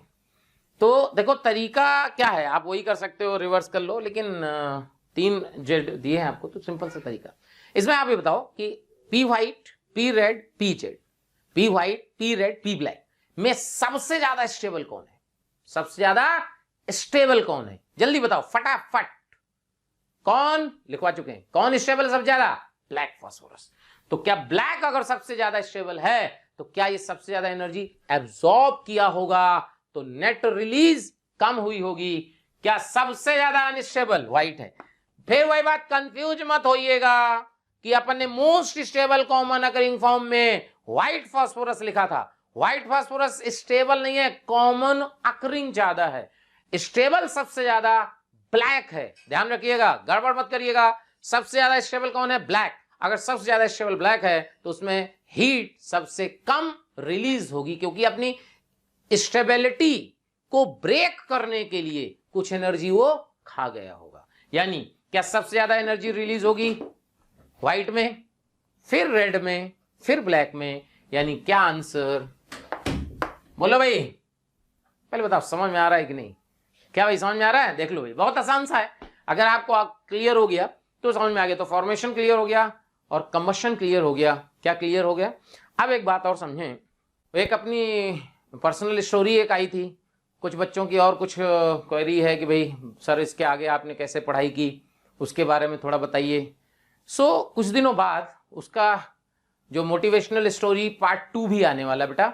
उसमें मैं आपको बताऊंगा कि कैसे मैंने कोचिंग हिंदी माध्यम से पढ़ने के बावजूद मैंने कैसे, क्योंकि कानपुर में हम लोगों ने कोचिंग करी थी, वहां पे बेटा हिंदी माध्यम का कोई बैच नहीं चलता था। तो कैसे हम लोगों ने हिंदी माध्यम से 12वीं करने के बाद कैसे इंग्लिश में कोचिंग करे, और कैसे फिर उसमें क्या क्या समस्याएं आई, क्या क्या चीजें हुई, फिर उसके बाद अपन कैसे BHU पहुंचे, NV सर कैसे मिले, मैं मोशन कैसे आया, ज्वाइंट डायरेक्टर बना ना, कैसे हम लोगों ने मोशन स्टार्ट किया, उसके बारे में आपको कुछ कुछ चीजें बताई जाएंगी जो आपके लिए इंपॉर्टेंट है, क्योंकि आपको उससे बहुत ज्यादा जो है आप उससे मोटिवेट होंगे कि समस्याओं से जो है, ऐसा नहीं है कि समस्याएं आ रही हैं तो उनको जो है उनसे क्विट करना सल्यूशन है।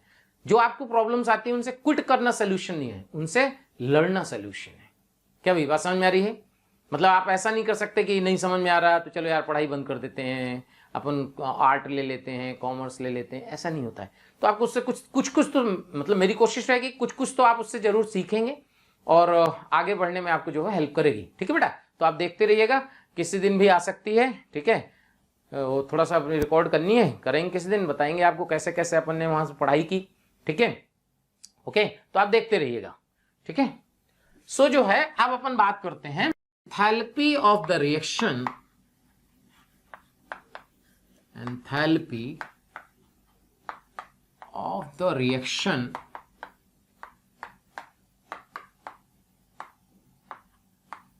in terms of heat of combustion। आपको ये क्या है? तो जैसे हमने एक रूल फर्स्ट पढ़ा कि यार किसी भी रिएक्शन का एंथैल्पी चेंज आप कंबशन के फॉर्म में लिख सकते, फॉर्मेशन के फॉर्म में लिख सकते हो। अब अपन बात करते हैं कंबशन के फॉर्म में कैसे लिखते हो।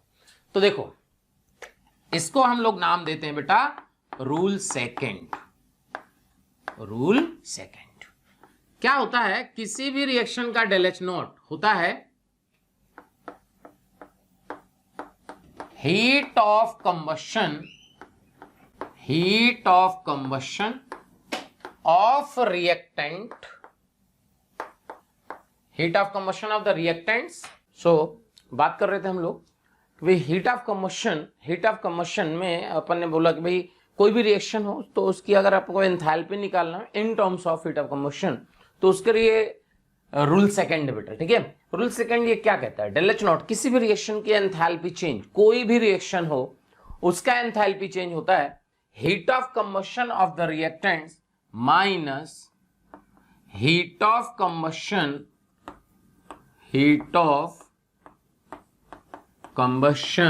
Of product.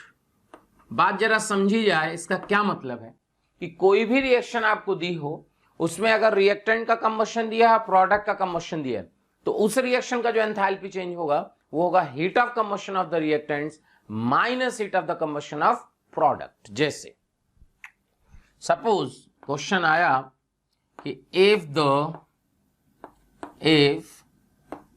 The heat of combustion of CH2 double bond CH2, H2 and C2S6 are minus X minus Y and minus Z kilojoule per mole respectively, then find the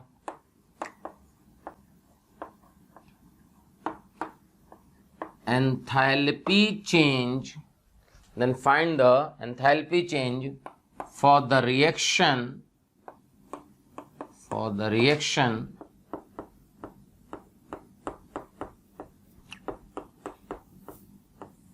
ये देखिए, ये question है बेटा, ये क्वेश्चन है, कह रहा है इस रिएक्शन का एंथैल्पी चेंज बताइए। अगर आपको इस रिएक्शन का एंथैल्पी चेंज निकालना है तो क्या इसमें रूल सेकंड लगा दें। रूल सेकंड का मतलब heat of combustion of the reactant minus heat of the combustion of product, यानी इस रिएक्शन का जो डेल एच नॉट होगा वो heat of combustion of the ethylene आपको दिया है वो माइनस एक्स, और heat of combustion of H2 दिया है आपको माइनस वाई माइनस जेड, तो क्या ये आंसर आएगा minus x minus y plus z. Clear करो भाई, क्या कहानी क्लियर हो रही है। तो heat of combustion of the reactants minus heat of the combustion of product अगर हम लगा दें तो किसी भी रिएक्शन का एंथैल्पी चेंज हो जाता है। यानी रूल सेकंड, रूल फर्स्ट क्या था, heat of formation of the product minus heat of the formation of the reactant, उस रिएक्शन का डेल एच नॉट होगा। यानी सिंपल, एक फॉर्मेशन का टर्म में है और एक कंबशन का टर्म में है, तो क्या दो रूल क्लियर हो गए आपके भाई, rule first and rule second. Clear, ये है इंपॉर्टेंट चीज। अब अगर अपन बात करें कि भाई ठीक है समझ में आया, इसके बाद अगर अपन बात करें कि भाई इसके आगे कहानी क्या होगी, तो जो है बेटा हीट ऑफ कंबशन के क्वेश्चन आपको समझ में आया कि रूल 2 कैसे अप्लाई करना है। एक क्वेश्चन और करते हैं। सपोज ये रिएक्शन दी है,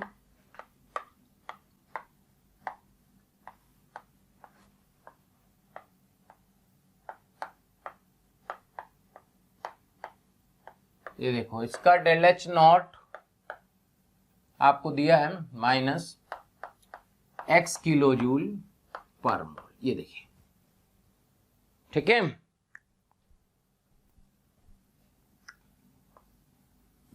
आपको और क्या गिवन है, heat of combustion of C solid y kilo joule, heat of combustion of H2 gas minus z kilo joule. देखिए ठीक है बेटा, करा find heat of formation of C2H5OH liquid. ये क्वेश्चन है, इस तरह क्वेश्चन आते हैं एग्जाम में, बहुत आसान सा क्वेश्चन होता है। कोशिश आपको ये करना है बेटा कि कभी भी क्वेश्चन आए ना, सोचना है कि इसमें रूल फर्स्ट रूल सेकंड तो नहीं लग रहा कहीं, अगर लग रहा है तो सीधा समझ लीजिए सीधा आंसर आएगा डायरेक्ट। तो देखो heat of combustion of C solid आपको गिवन है, ध्यान से, अगर heat of combustion of C solid given है दिस मीन्स क्या अपने को heat of formation of CO2 given है। कैसे? क्योंकि अगर सी सॉलिड लिखा हो ना बेटा तो ध्यान रखना हमेशा ग्रेफाइट मानते हैं। ओके, तो यहां से CO2 गैस, ये देखो ये तो रिएक्शन है heat of combustion of C solid की। सो अगर ये heat of combustion of C solid है, इसका मतलब क्या ये heat of formation of CO2 भी है।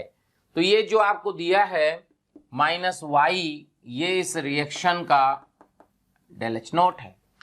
फिर heat of combustion of H2 gas का मतलब, heat of combustion of H2 gas का मतलब ये रिएक्शन, और इसका डेल एच नॉट आपको -z दिया है। यानी heat of combustion of H2 is also equal to heat of formation of water liquid. So क्या इस रिएक्शन का डेल एच नॉट दिया है? इस पूरी रिएक्शन का डेल एच नॉट जो आपको दिया है वो दिया है -x। क्या ये जो -x दिया है इसमें आप लगाइए रूल फर्स्ट। रूल फर्स्ट क्या था? रूल फर्स्ट ये था, इसको बैलेंस करना चाहो तो बैलेंस कर सकते हो, ठीक है। रूल फर्स्ट था heat of formation of the product minus heat of formation of the reactant. तो इसको आप लिख सकते हो 2 times heat of formation of CO2 plus 3 times heat of formation of water minus heat of formation of C2H5OH liquid. देखो, बोलो बेटा। सो यहां से -x का वैल्यू आएगा, heat of formation of CO2 कितना हो जाएगा? ये हो जाएगा बेटा -y, तो -2y, यहां से हो गया -3z minus heat of formation of C2H5OH liquid. तो यहां से जो heat of formation of C2H5OH liquid आ जाएगा, यह आ जाएगा बेटा x - 2y - 3z। ये देखो क्या कहानी क्लियर हो रही है? देख लीजिए, जो हीट ऑफ कंबशन है वो जनरली एक्सोथर्मिक होता है। जनरली का ऑलवेज का भी लिखा हो तो समझ लें कि वो भी टिक कर देंगे, क्योंकि एक केस है N2 का कंबशन, ध्यान से, combustion of N2 plus O2, अगर ये रिएक्शन है NO, तो इसका जो डेल एच नॉट है वो ध्यान रखना पॉजिटिव होता है। मतलब कि इसको हीट अपने को देनी पड़ती है, क्योंकि ये रिएक्शन बेटा होती है 3000 केल्विन पे, तो ये हाईली एंडोथर्मिक प्रोसेस है। क्लियर? एक तो ये, और दूसरा प्यारे बच्चों, अगर आपको हमारी वीडियोस पसंद आ रही हों तो उनको लाइक और शेयर करें, जिससे जरूरतमंद बच्चों तक वो वीडियो पहुंच सके। और मैं बच्चों ये कहना चाहता हूं कि आप जब वीडियोस देखें तो उसमें कमेंट जरूर लिखें, क्योंकि एक एक कमेंट, आपका एक कमेंट मेरी पूरी टीम को मोटिवेशन देता है। इसलिए आपसे रिक्वेस्ट है बेटा कि कमेंट जरूर करें। ये 2 प्रोसेस हैं जिसका डेल एच नॉट क्या होता है? पॉजिटिव। बाकी सब जगह आप देखिएगा तो हीट ऑफ कंबशन क्या आएगा? निगेटिव। हो सकता है कि हीट ऑफ कंबशन मैग्नीट्यूड में दिया हो तो हमें साइन के साथ यूज करना पड़ेगा। क्या कहानी क्लियर है? तो हीट ऑफ कंबशन आपको क्लियर हो गई। हीट ऑफ कंबशन समझ में आ गया भाई कैसे कैसे निकालना है? आपने जीओसी में भी हीट ऑफ कंबशन पढ़ा होगा ना, तो ध्यान से, नंबर ऑफ कार्बन बढ़ने से हीट ऑफ कंबशन बढ़ता है। अच्छा, अब क्या होता है? एक होता है बेटा, एक और वैल्यू आती है इसमें, कैलोरीफिक वैल्यू, नाम सुने होंगे। तो अब ये कैलोरीफिक वैल्यू क्या है इसकी भी बात कर लेते हैं। देखिए, कैलोरीफिक वैल्यू, कैलोरीफिक वैल्यू क्या होती है? It is the heat of combustion पर ग्राम। समझिएगा, it is the heat of combustion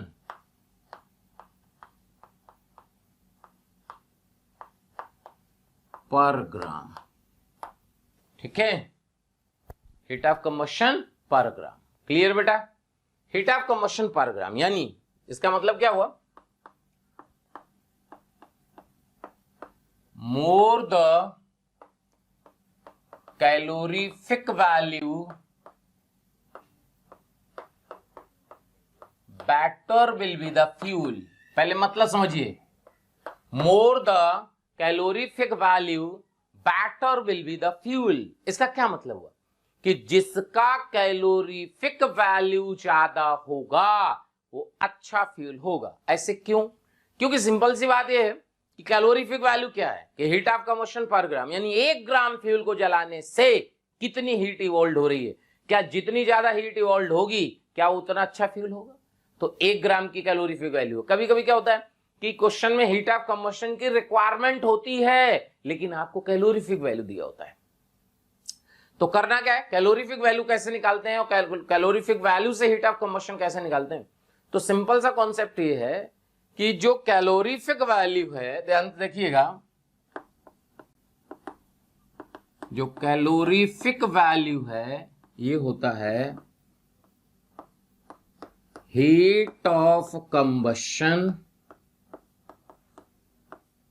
divided by molecular weight. ये देखिए, तो अगर आपको कभी कैलोरीफिक वैल्यू दी है और आपको हीट ऑफ कंबशन की रिक्वायरमेंट है तो आप उसको कैलोरीफिक वैल्यू को मॉलिक्यूलर वेट से बेटा क्या कर दीजिए, मल्टीप्लाई कर दीजिए, जिससे हीट ऑफ कंबशन आ जाएगा। क्या बात क्लियर है? देख लीजिए। तो ये आपको जो है समझ में आया कि भाई कैलोरीफिक वैल्यू क्या है। अब इसके बाद हम लोग जो स्टार्ट करने वाले हैं वो है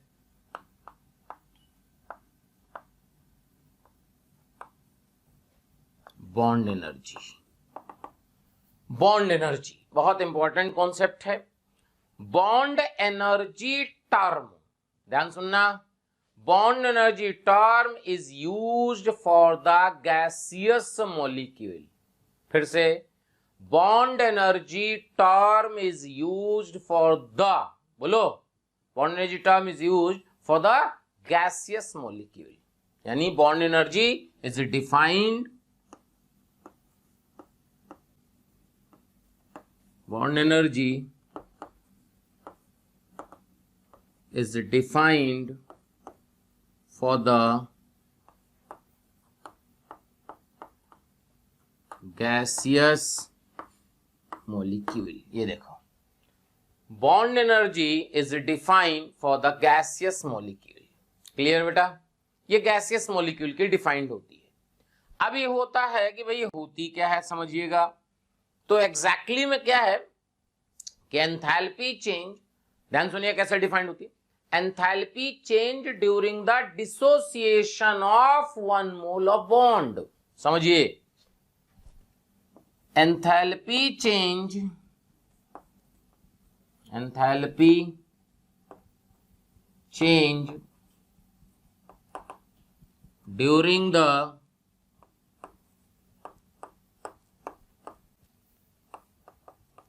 dissociation of 1 mole of bond। Check करो, enthalpy change during the dissociation of 1 mole of bond is known as bond energy।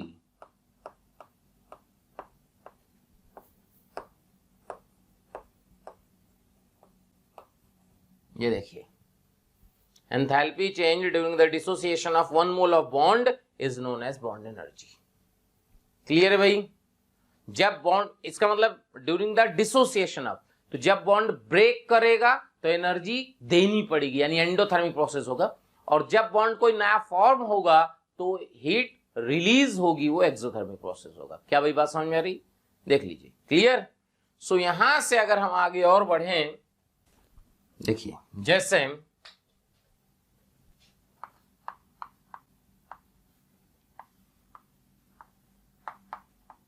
ये देखिए, अगर H2 गैस से 2H गैस बन रहा है तो इस रिएक्शन का जो एंथैल्पी चेंज होता है वो बराबर होता है बॉन्ड एनर्जी HH। ये समेशन जैसे देख रहे हो ना साइन, ये बॉन्ड एनर्जी का साइन है, क्योंकि हमने कौन सा बॉन्ड ब्रेक किया है, HH बॉन्ड।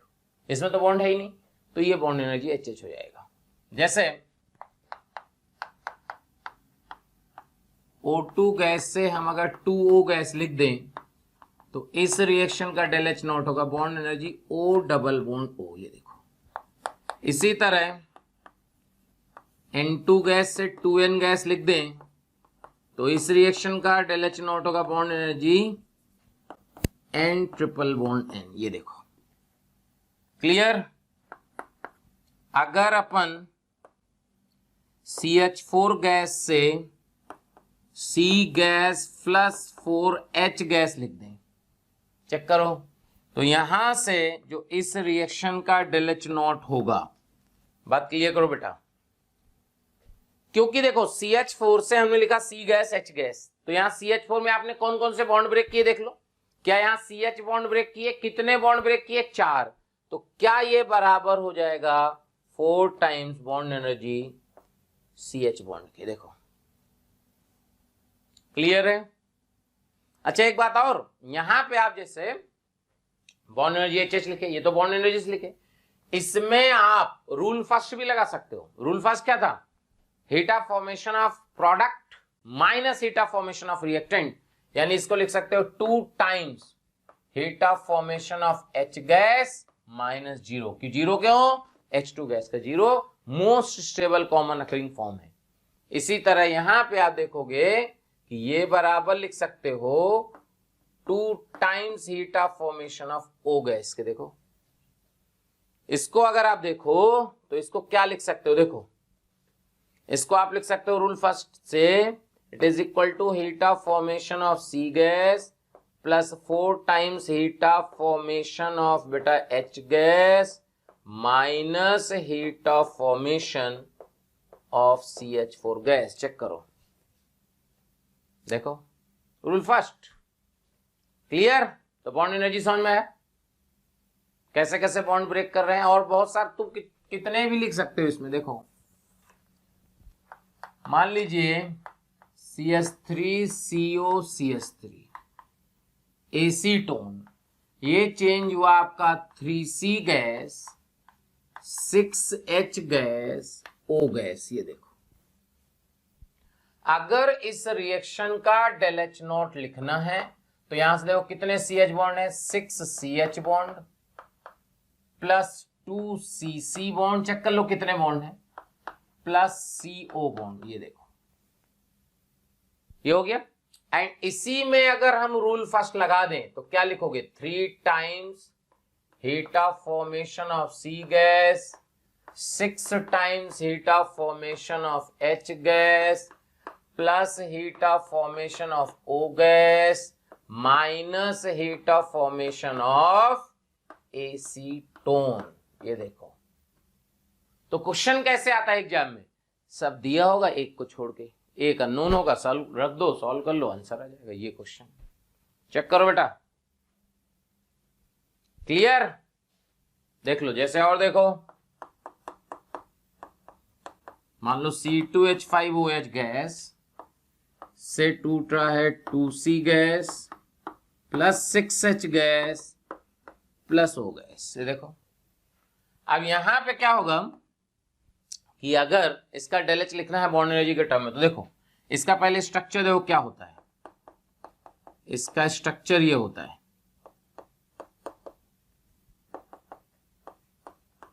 ये देखो CH3CH2OH ना बेटा। तो यानी कि देखो अगर डेल्टा एच नॉट लिखना है ऊपर वाली रिएक्शन का तो कितने CH बॉन्ड है, चेक करो 5 CH बॉन्ड है, चेक कर लो बेटा 5 CH plus CC plus CO plus OH।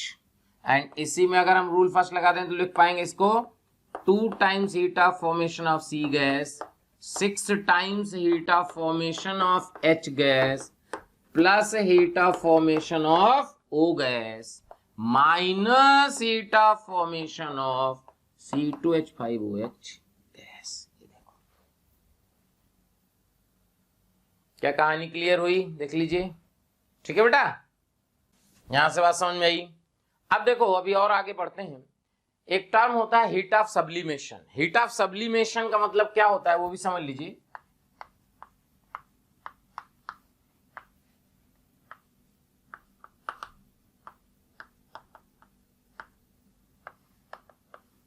Heat of sublimation का मतलब होता है, बात जरा समझिए, अगर अपन बात करें कि हीट ऑफ सब्लिमेशन क्या है, तो हीट ऑफ सब्लिमेशन का मतलब होता है enthalpy change during the conversion of solid form into gaseous form directly without changing into liquid form.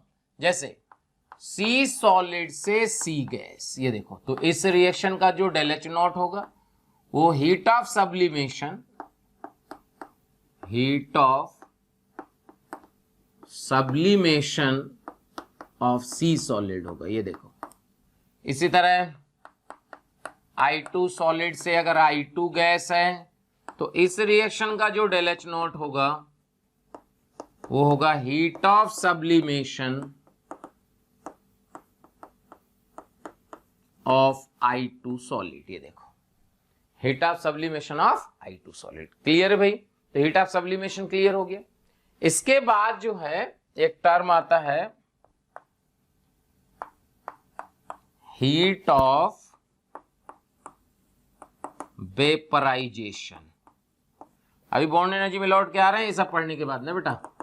Heat of vaporisation, heat of vaporisation का मतलब क्या होता है कि enthalpy change during the conversion of liquid form into gaseous form.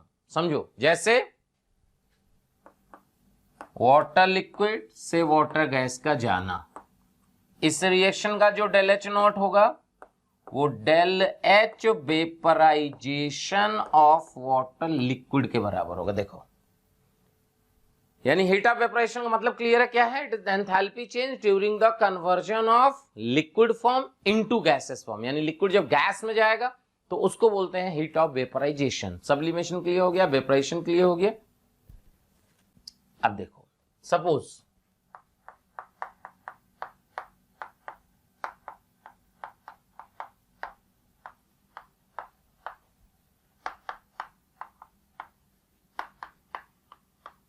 ये reaction लिखी हुई है, देखो।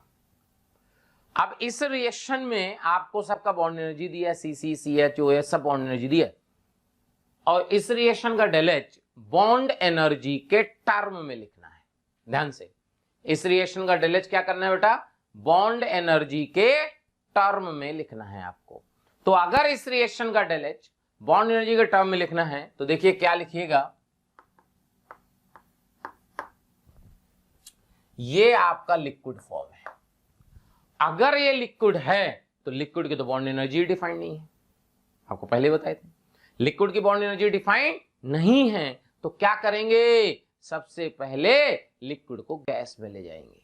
तो जब लिक्विड को आप गैस में ले जाओगे तो कौन सी एनर्जी दोगे? Del H not vaporisation C2H5OH liquid. जब आपने इसको इतनी एनर्जी दी तो ये अपने आप गैस में कन्वर्ट हो गया। अब आप गैस समझ लो कि अब आपका गैस बन चुका है। तो गैस बनने के बाद फिर वही को हो गया, कितना होगा बोलो? कितना CH बॉन्ड थे? 5CH, 1 CC, 1 CO plus 1 OH। याद आया? ये हो गया। और इसी को आप रूल फर्स्ट भी लिख सकते हो। क्या? 2 times heat of formation of C gas, 6 times heat of formation of H gas, heat of formation of O gas minus heat of formation of C2H5OH liquid। इसमें क्या होगा? एक अननोन, बाकी सब नोन। वैल्यू पुट करो, answer आ गया।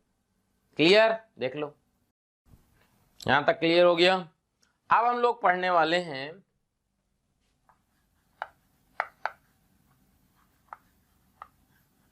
enthalpy change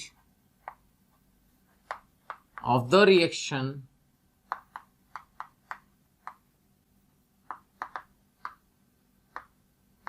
in terms of heat of combustion। Check करो, enthalpy change of the reaction in terms of heat of combustion, and इसी को हम लोग जो है बोलेंगे रूल 3।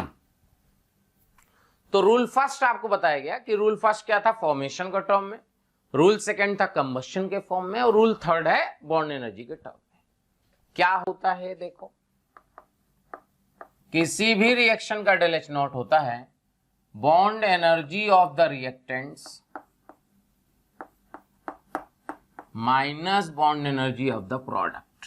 ये देखिए, bond energy of the reactants minus bond energy of the product, यानी जो आपको रिएक्टेंट में दिया उसका बॉन्ड एनर्जी, जो प्रोडक्ट में दिया उसका बॉन्ड एनर्जी, माइनस कर दो, आंसर आ जाएगा रिएक्शन का डेल एच नॉट आ जाएगा। जैसे देखिए, अभी थोड़ी देर पहले हमने रिएक्शन लिखी H2 से 2H गैस, और इसका डेल एच नॉट क्या लिखा, पलट के देख सकते हो। इसका डेल एच नॉट लिखा था बॉन्ड एनर्जी HH। क्यों? इसमें रूल थर्ड लगा दो, इसमें बॉन्ड एनर्जी HH माइनस 0। 0 क्यों? क्योंकि इसमें तो कोई बॉन्ड ही नहीं है, देखो, इसलिए ऐसा हो जाता है। समझ में आया? जैसे मान लीजिए इस तरह का रिएक्शन हो, C solid plus 2H2 gives CH4, और इसमें आपको क्या है, सब का बॉन्ड एनर्जी जो भी रिक्वायरमेंट है, सब्लिमेशन, वेपराइजेशन, जो भी रिक्वायरमेंट है सब आपको गिवन है, और बोला इस रिएक्शन का डेल एच नॉट बताइए। देखो, तो इसमें रूल थर्ड लगाते हैं, रूल थर्ड। अब क्योंकि बॉन्ड एनर्जी जो टर्म है, आपको बताया गया कि bond energy term is defined only for the gas. So अगर बॉन्ड एनर्जी का टर्म केवल गैस के लिए डिफाइंड है, तो ये तो सी सॉलिड है, तो इसको पहले अपने को गैस में ले जाना पड़ेगा, यानी सी सॉलिड को कितनी एनर्जी देंगे, del H not sublimation of C solid. जब सब्लिमेशन के बराबर सी सॉलिड को हीट दोगे तो गैस में कन्वर्ट हो गया, सी गैस आ गया। अब सी गैस में तो बेटा कोई बॉन्ड है नहीं, तो ये हटा देंगे, भाई बॉन्ड है ही नहीं तो बॉन्ड एनर्जी 0 हो गई। अच्छा, यहां H2 गैस है, तो यहां लिखेंगे 2 times bond energy HH minus 4 times bond energy CH। ये देखो, अच्छा इसी को रूल फर्स्ट से भी लिख सकते हो, this is equal to heat of formation of CH4, इन दोनों का 0 हो गया क्योंकि स्टैंडर्ड स्टेट में। क्या कहानी क्लियर हुआ? देख लो, तो ये रूल थर्ड क्लियर हो गया भाई। मान लीजिए ऐसा क्वेश्चन है, CH2 double bond CH2 plus H2 gives CH3। ये देखो, क्लियर। और इसमें आपको क्या करना है, आपको इसमें बॉन्ड एनर्जी सबका दिया, इस रिएक्शन का एंथैल्पी चेंज निकालना है।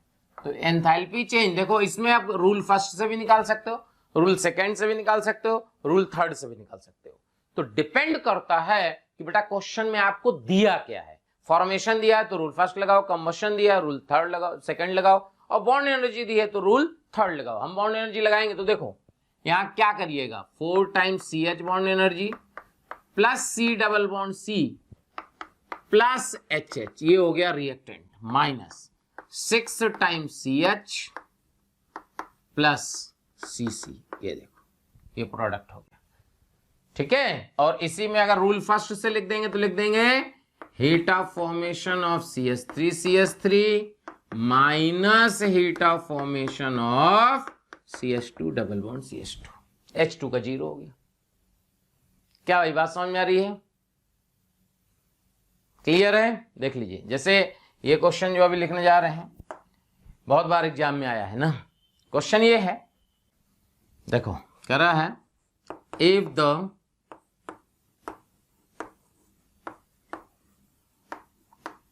bond energy of N2 H2 and NH, if the bond energy of N2 are in ratio 2:1:2.5, ठीक है।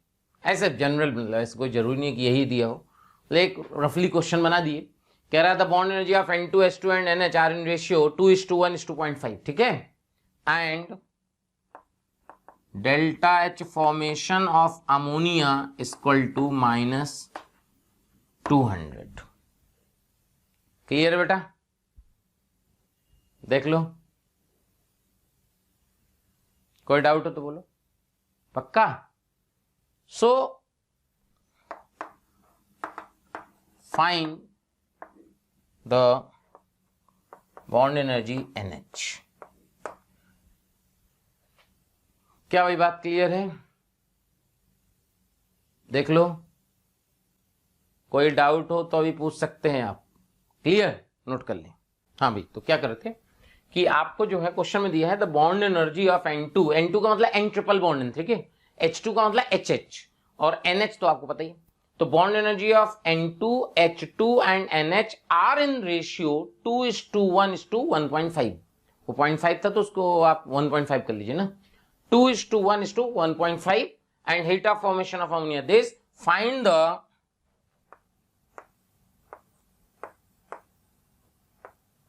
bond energy of NH।